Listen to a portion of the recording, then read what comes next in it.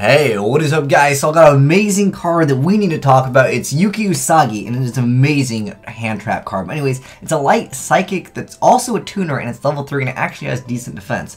But anyways, we're here for the effect. So anyways, it's during either player's turn when a monster effect is activated on the field, or when the effect of a face-up spell or trap card is activated, you can send this card from your hand or your side of the field to the graveyard, destroy that card. You can only use this effect of Yuki Usagi once per turn. I was like, wow, that's pretty cool, because we can also get this card out with Emergency Teleport. So it's not even like just a hand trap, we can also use Emergency Teleport to bring it out from the deck and then use his effect right there. Because certain decks, you know, they need to activate their effects. Now, first glance when I saw this card, I'm like, okay, yo, what is even the point of playing Effect Failure? But this card does not negate the effect of the monster, it just destroys it, which is still pretty good. I mean, sometimes, you know, there's a small card that you need to bring out before like their big play.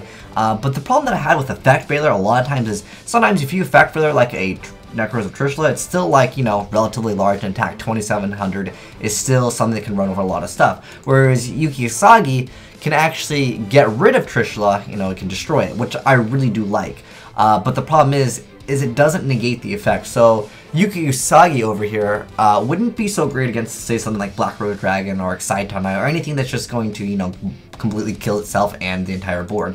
But, I mean, unless, of course, you know, the card protects itself while it's blowing up the field. But I think this card is still definitely very good. Now, not only is it good against monster effects, but it has double utility. I mean, we can get rid of face-up spell or trap cards when they are activating. So say something like Cliff Force Scout, or, you know, any of the, there's also the Yosenjis, those you can get rid of when they're placed in the Pendulum Zone, and they're going to try to activate their effects.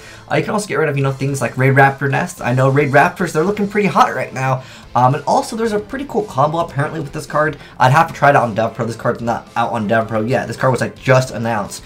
But apparently it works really well against number 101 Silent Honor Arc, because since it has to detach 2 of them as cost, you can activate this card, and because it'll have no material, it can just immediately get destroyed. And then Silent Honor Arc, since it does not exist, it can't actually absorb the monster. So if that's how it works, then this like counters 101 100%. It like stops the card completely, and it gets rid of it. Plus, I love that it's also a light, and it's a tuner. It's like, could we ask for anything more? Why not just give it 1900 attack, too? Like, this card is just so crazy, and it's so good. So, I'd like to know, guys, what decks would you play this in? Personally, for me, I think any Chaos variant of a deck would be excellent to play this in. Again, it does not negate the monster's effect, which is like really, you know, the balancing aspect. Otherwise, yeah, Effect Failure would just be like completely pointless in the game if it didn't negate the effect. So it just destroys the monster. So certain things, like if they go Junk Synchron to bring back something, Effect Failure is almost going to be just as good as this card, but this card does get rid of the monster, like I mentioned before.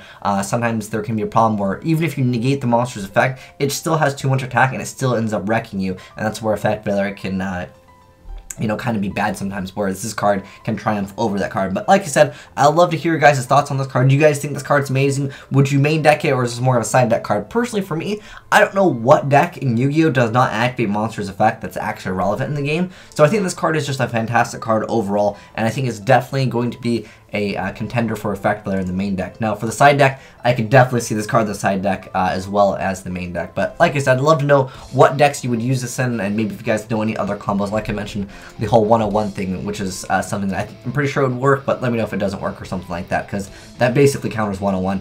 Not that people don't really play Castell anyways, but nonetheless, pretty awesome card. But thanks for watching, guys. Azneyes signing out.